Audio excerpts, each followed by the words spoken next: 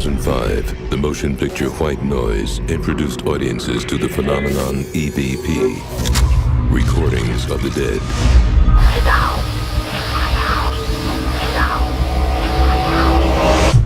Now, there is a new dimension in communication with the other side.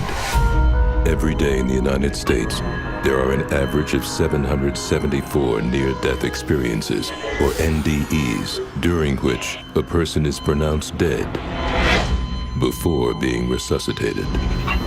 Most report seeing a blinding white light, and many have spoken with the dead before returning.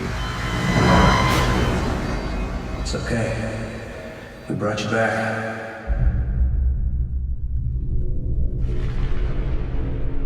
For some, a near-death experience brings a spiritual awakening. For others, there is a darker side. When they return, they may not have come back alone.